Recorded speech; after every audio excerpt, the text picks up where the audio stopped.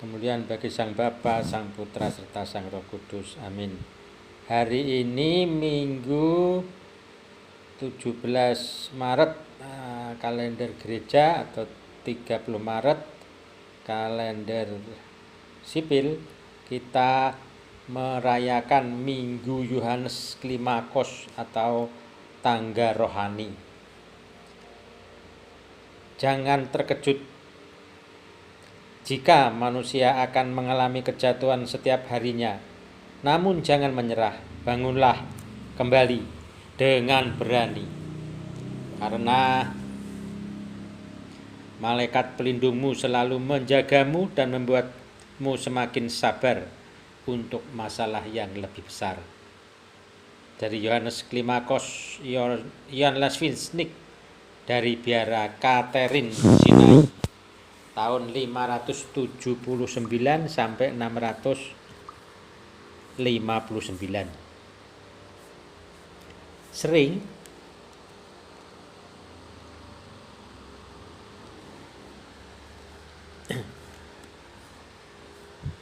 para umat simpatisan dan petobat baru bertanya, apa makna rohani tangga dalam Minggu Yohanes Klimakos ini?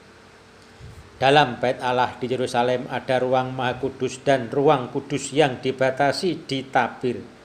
Keluaran 26 ayat 33. Begitu juga dalam gereja timur ada ruang altar di umat yang dibatasi dengan tabir dan sekat ikonostasis. Bedanya di bait Allah tabirnya tidak ada pintu terbuka, sedangkan di gereja timur ada pintu terbuka. Tertutupnya pintu di tabir bait Allah menunjukkan hubungan yang terpisah antara Allah dan umatnya akibat dosa.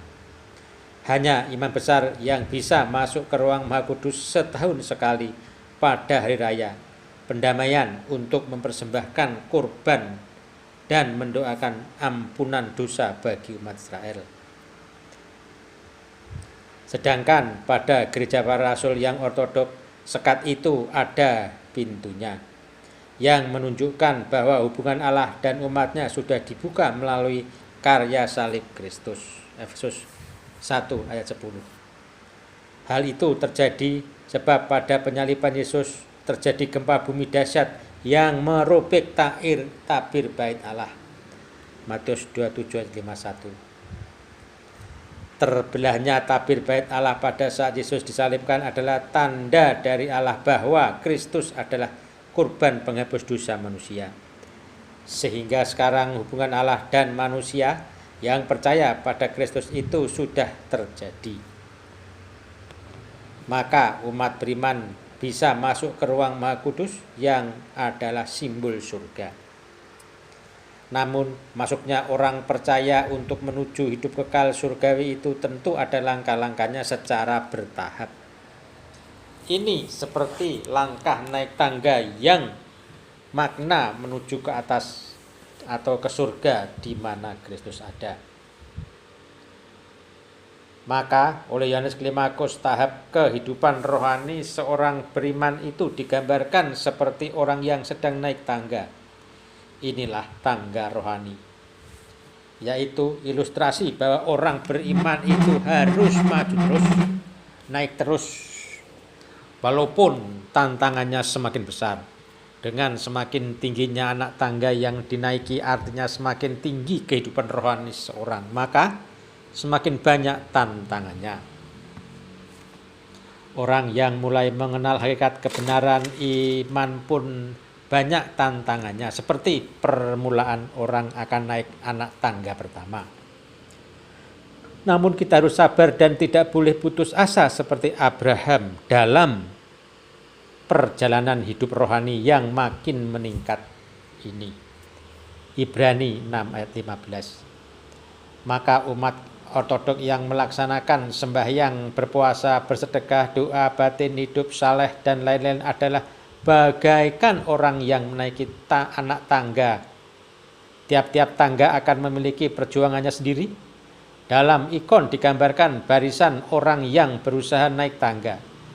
dari umat awam sampai para rohaniawan semua berjuang menaiki tangga.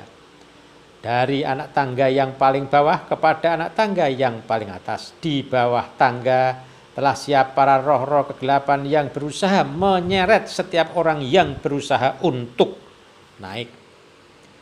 Banyak yang mengalami jatuh terseret oleh malaikat yang menjadi gelap ini.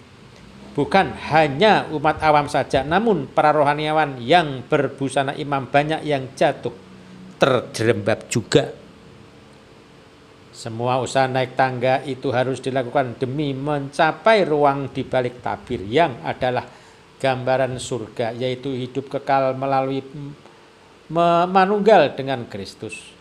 Maka walaupun tidak nyaman karena semakin tinggi anak tangga yang kita panjat semakin kencang anginnya, semakin menakutkan, membuat capek, menguras tenaga, maka demikian pula puasa, doa, dan lain-lain tadi juga tentu membuat kita capek.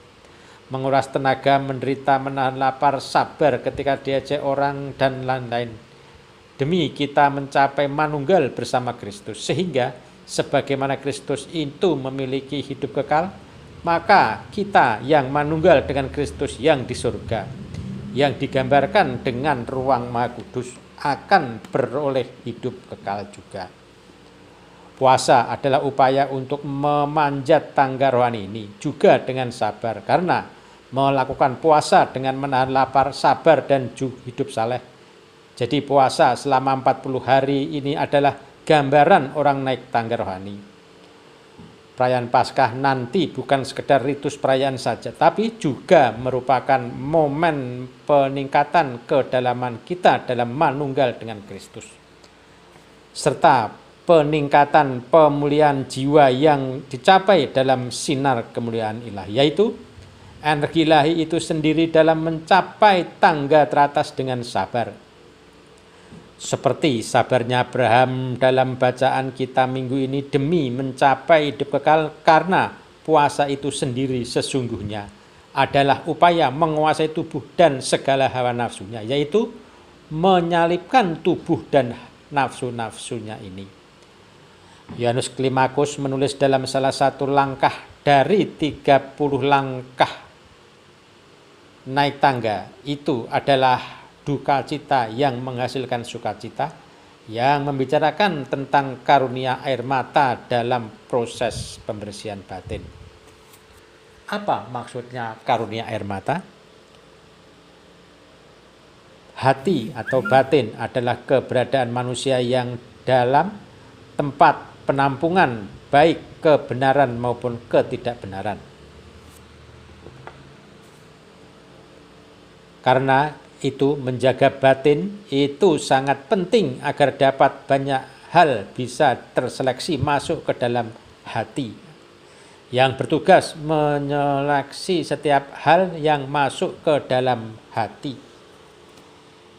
Itu adalah pikiran, karena pikiran juga tinggal dalam kantong batin atau kalbu atau hati yang sama tadi.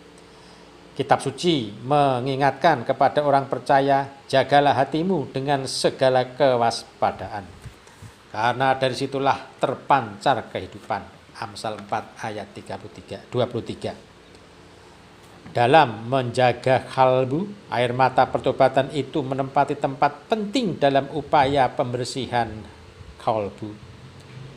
Karunia air mata pertobatan ini penting sebab tanpa pertobatan dengan penyesalan yang dalam akan segala dosa-dosa serta kesalahan-kesalahan kita di hadapan Allah, rahmat Allah, roh hidup yang tugasnya menghadirkan daya kuasa Allah, tidak akan mau singgah dalam batin yang kotor.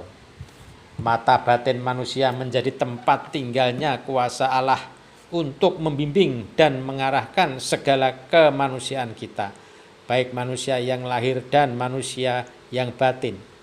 Kuasa Allah yang menguasai batin itulah yang membuat tubuh kita menjadi baitnya Roh Kudus yang sebenarnya.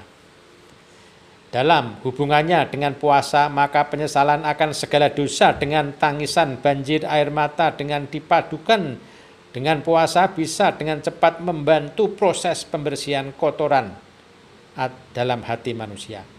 Sebab dalam puasa itu manusia yang batin diberikan ruang untuk menerima rahmat dari Roh Kudus.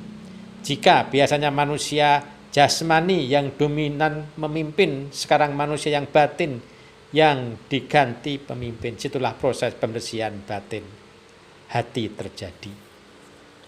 Kita masih punya waktu 3 minggu lagi untuk menjalani puasa, memproses manusia batin kita agar layak menerima kebangkitan Kristus dalam Paskahnya. Tuhan kiranya menjadi pencerahan bagi yang mencari. Catatan dari beberapa hikmat nasihat dari Bapak Yohanes Klimakos. Tidak ada yang sama atau lebih unggul daripada kemurahan Tuhan. Karena itu dia yang putus asa sebenarnya sedang bunuh diri. Mari kita mengisi pertarungan hidup baik dengan sukacita dan cinta tanpa takut musuh-musuh kita. Meskipun kita sadar mereka dapat melihat wajah jiwa kita, dan jika mereka melihat kita takut, mereka mengangkat senjata melawan kita dengan lebih keras. Jadi, mari kita mengangkat senjata melawan mereka dengan berani. Tidak ada yang akan bertarung dengan seorang pejuang batin yang gigih. Jangan terkejut jika kamu jatuh dalam setiap dosa setiap hari. Jangan menyerah, tetapi berdiri di tanahmu dengan berani. Dan pasti malaikat yang menjaga kamu akan menghormati kesabaranmu. Yohanes Klimakos dari pengajaran Padang Gurun. Selamat merayakan hari pendakian sebelum masuk dalam Paskah Agung tanggal 20 April nanti. Salam kemuliaan bagi Sang Bapa, Sang Putra, Sang Roh Kudus. Amin.